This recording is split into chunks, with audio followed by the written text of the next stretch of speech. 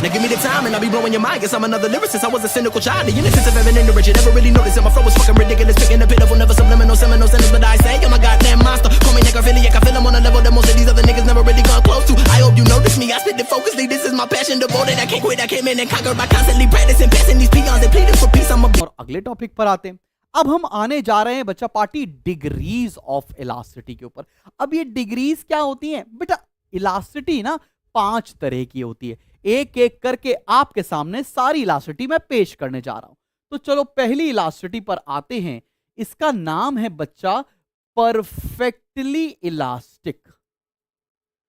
Perfectly elastic demand, इसको हम लोग बोलते हैं EP is equals to infinite. EP is equals to infinite, जिसको हम लोग बोलते हैं परफेक्टली इलास्टिक डिमांड। अब इसका डायग्राम कैसे बनता है, आओ जरा मेरे साथ साथ बनाओ। ये है X axis, then origin, then Y axis, यहां पर है प्राइस, यहां पर है क्वांटिटी डिमांड। और परफेक्टली इलास्टिक मतलब होता है when demand is parallel to X axis, इसको बोलते हैं हम लोग परफेक्टली इलास्टिक डिमांड।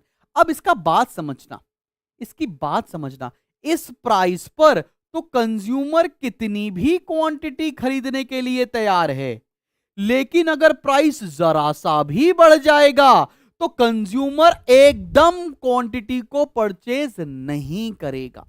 मतलब जो कंज्यूमर है ना बड़ा मूडी टाइप का है। हाँ हाँ बिल्कुल उसी की तरह। इस प्राइस पर, ओपी प्राइस पर जितना मर्जी चाहो उतना सामान बेच दो कंज्यूमर को, लेकिन अगर तुमने जरा सा भी प्राइस बढ़ाया कंज्यूमर रूठ जाएगा तुमसे, कहेगा नहीं भैया नहीं। मतलब कंज्यूमर बहुत वोलेटाइल है, कंज्यूमर बहुत फ्लक्चुएट करता है अपनी डिमांड। इसका मतलब कंज्यूमर परफेक्टली इलास्टिक है। क्या बात समझ में आ रही है? एकदम बढ़िया बढ़िया टेस्टी लग रहा है। परफेक्टली इलास्टिक समझ में आया। दूसरे पॉइंट पर आ जाए। दूसरा है perfectly in elastic demand. Perfectly in elastic demand बोले तो EP इज इक्वल्स टू 0, मतलब डिमांड बिल्कुल भी फ्लक्चुएट की ही नहीं जा सकती है। नेसेसरी कमोडिटीज के केस में ऐसा होता है, ठीक है ना। आओ जरा इसका डायग्राम देख लेते हैं बच्चा जी। X axis origin, Y axis, यहां पर है प्राइस, यहां पर है क्वांटिटी डिमांड। अभी डिमांड एकदम कांस्टेंट, बिल्कुल बढ़ेगी ही नहीं, चाहे प्राइस बढ़ा लो चाहे प्राइस कम कर लो, डिमांड हमेशा कांस्टेंट रहती है। ऐसा किस केस में होता है सर? ऐसा नेसेसरी गुड्स के केस में होता है। अभी ऐसा तो नहीं होगा ना कि मान लो अभी तुम 10,000 रुपए कमा रहे थे तो तुम चाय में 1 चम्मच चीनी पीते थे, आज तुम करोड़पति हो गए हो, अब तुम क्या 4 चम्मच चीनी पीने लगोगे अपने चाय में? ऐसा नहीं होगा ना मालिक। तो इसे क्या बोलते हैं? परफेक्टली इनइलास्टिक, मतलब जिसकी डिमांड फ्लक्चुएट नहीं की जा सकती है। समझ रहे हो? तुम्हारी पहले गरीब थे तो तुम्हारा जब तुमको बुखार आता था तो तुम बढ़िया बढ़िया एक पैरासीटामॉल खा लेते थे, तुम्हें लगता था हाँ भाई बुखार से हो जाएगा। लेकिन अब तुम अमीर हो चुके हो, अब तुम 5-5 पैरासीटामॉल खा लो। अबे ऐसा हो सकता है क्या? ऐसा नहीं हो सकता है। इसीलिए इसको बोलते हैं परफेक्टली इनइलास्टिक डिमांड। प्राइस के चेंज होने से डिमांड चेंज नहीं होगी बाबू मोशाय। आगे बढ़ते हैं हम लोग, तीसरी चीज पर आते हैं। तीसरी बात पर आओ। तीसरा है unitary elastic. Unitary elastic, unitary elastic बोले तो EP इज इक्वल्स टू 1। देखो भैया ये क्या बोल रहा है? ये बोलता है जितना प्राइस में चेंज आ रहा है उतना ही क्वांटिटी में भी चेंज आ रहा है। अगर मेरा प्राइस 10% से बढ़ रहा है तो मेरी क्वांटिटी 10% से ही कम हो रही है। जितना प्राइस में चेंज उतना क्वांटिटी में चेंज, तो इसको बोलते हैं यूनिटरी इलास्टिक। आओ बाबू इसका भी डायग्राम देख लो। सर बाकी सब तो ठीक है लेकिन मुझे बाबू मत बोला करो सर। बेटा क्यों ना बोला करें तुम्हें बाबू? सर उसकी याद आ जाती है। अच्छा ठीक है बदतमीज, आओ जरा पढ़ो चुपचाप। चलो भैया ये मेरा डिमांड कर्व है, ये मेरा डिमांड कर्व है। इधर देखना ध्यान से, ये प्राइस था बेटा जी, ये क्वांटिटी थी। ये नया प्राइस, ये नई क्वांटिटी। अब देखो जितना चेंज इन प्राइस है उतना ही चेंज इन क्वांटिटी है, इसलिए इसको बोलते हैं यूनिटरी इलास्टिक, मतलब EP इज इक्वल्स टू 1। अब अगली इलास्टिसिटी पर आ जाऊं, उसे बोलते हैं elastic demand. Elastic demand, elastic demand बोले तो बेटा क्या होता है? When EP is more than 1। Elastic demand, इसका मतलब क्या, प्राइस में थोड़ा सा चेंज आए लेकिन डिमांड बहुत सारी चेंज हो जाती है, उसको हम लोग इलास्टिक डिमांड बोलते हैं। किसी किसी किताब में इलास्टिक डिमांड को ना मोर इलास्टिक भी बोला जाता है। तो अगर मैं इसका डायग्राम बनाकर दिखाऊं आपको, और इसका एकदम बढ़िया एग्जांपल दूंगा, मेरे घर का एग्जांपल है और तुम सारे लड़के लोग ना रिलेट भी कर जाओगे। देखना, यहां पर है प्राइस और यहां पर है क्वांटिटी डिमांड। सर लड़के ही क्यों रिलेट करते हैं? अरे अब क्या बोला जाए बेटा, देखो भैया देखो, ये प्राइस था, ये क्वांटिटी थी, ये प्राइस ये क्वांटिटी। प्राइस थोड़ा सा कम हुआ, क्वांटिटी में बहुत सारा फर्क आ गया। देख रहे हो, प्राइस में थोड़ा सा फर्क मतलब change in quantity is more than change in price.